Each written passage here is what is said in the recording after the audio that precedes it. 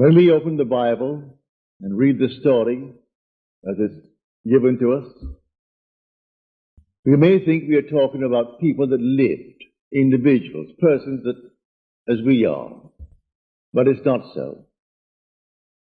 The characters depicted in the Bible are not the individuals named. They are simply states signified by those names. For instance, the name Moses, or the name Abraham, or the name, well, any name that you find in Scripture. They are not individuals, as you and I are. It's simply a state of consciousness through which the individual, you and I, the immortal being, we pass through these states. The word Moses means to be born. It's the old perfective of the Egyptian verb to be born. Abraham, the father of the multitudes. We start there, moving through states. And you and I pass through these states towards our own redemption. We come to the end. And that state is personified in Scripture. And men take the personification and worship it as a person, stick it on the wall, and then cross themselves before it and genuflect, not knowing that these are states. So we must learn to distinguish between states and the individuals who pass through these states. These states are eternal. They are forever. You are an immortal being, and you move through states. The states remain permanent forever. You pass on. We change states. The states do not change. We change states. But we, the individual, we are forever. It's like moving through a city. The city remains, but we pass on. To think that because we have left the city, that the city has ceased to exist would be stupid. The city remains, and we go on. We pass from one state to another state, and finally we come to the end. That end is described in Scripture as Jesus. But that's a state. You are the immortal being passing through states. And when you come to the very end, you are in that state. It was predetermined. It was shown all of us before we started. Shown us in the state called Abraham. We saw it all in detail. And if we entered it reluctantly or not, who knows? Paul tells us that we were made subject unto futility. Not willingly, but by the will of him who subjected us in hope. And the hope was that we would obtain the glorious liberty of the sons of God.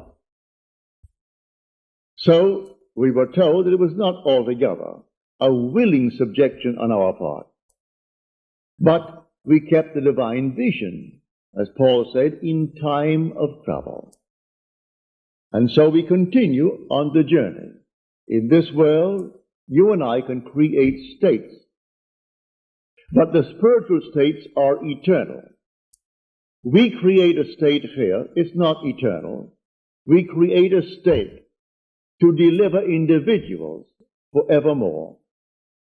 I create a state, somebody asked me, will you hear that I am, and they name what they would like to be. All right?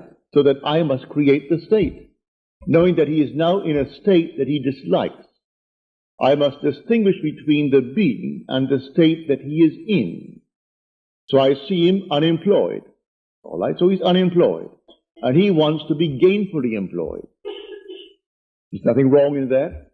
So I represent him to myself as one who is gainfully employed, who has more than he's ever had before. to the degree that I am self-persuaded that he is what I have now imagined him to be, to that degree he will actually become it. I move him out of one state into another. But that state into which he fell remains for anyone to fall into it. And all can fall into it at the same time, for that matter.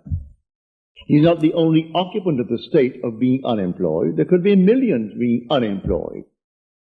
And there could be millions who desire to be out of it. Many who are unemployed have no desire to be out of it. They prefer to be on welfare.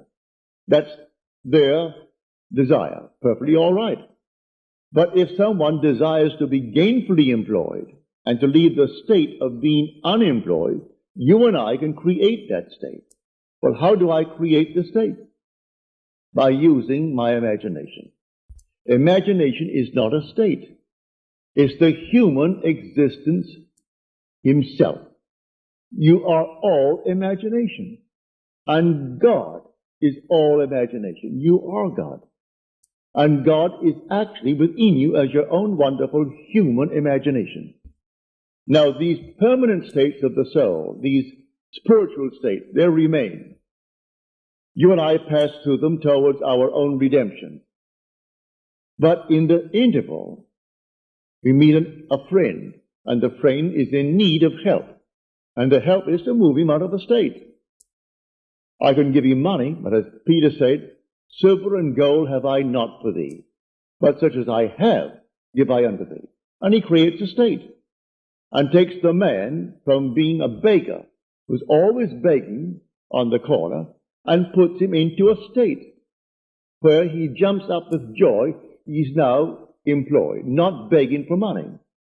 So he didn't give him coins, he simply gave him a new state of consciousness. So I take you as an individual. I represent you to myself as the one that you would like to be. The one that I, if I were in your state, would like to be. I make it fit within what is known as the golden rule. I do unto others as I would have them do unto me. If I were in that state, would I like to be in some better state? Certainly. Well then, do it to another. And so if he asks it of you, you simply represent him to yourself as being gainfully employed, or if he is unwell, as being well, or if he is not, if he wants to be married and he can't find the proper mate, then in your mind's eye, you assume that he has found the proper mate. Whatever it is that is a normal, natural request that is not in conflict with your own moral, ethical code. And you create a state. This state, then you lift your individual into that state. Well, how do I do it? I carry on a conversation mentally with that friend from the basis that he is in that state. He tells me how happy he is with his new job and how much he is making. I see him in my mind's eye radiant. Well then, am I self-persuaded that this imaginal act is a fact? Do I really believe in the reality of what I've done? Do I believe that imagining creates reality? I do. Well then, to the degree that I am self-persuaded, he becomes the embodiment of what I've imagined him to be. These are states. So man must distinguish between the individual and the state that he is in. So Blake said, I do not consider the just or the wicked to be in a supreme state, but to be every one of them states of the sleep into which the soul may fall in its deadly dreams of good and evil when it left paradise following the serpent of generation.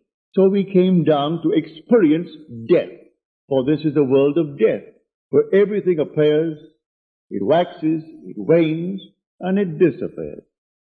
So everything dies in this world. No matter how long it seems to live, it dies eventually. So we come down into the world of death. And the last enemy to be destroyed or to be overcome is death. I enter death and then conquer death to prove that I cannot die. I am an immortal being, for I am all imagination.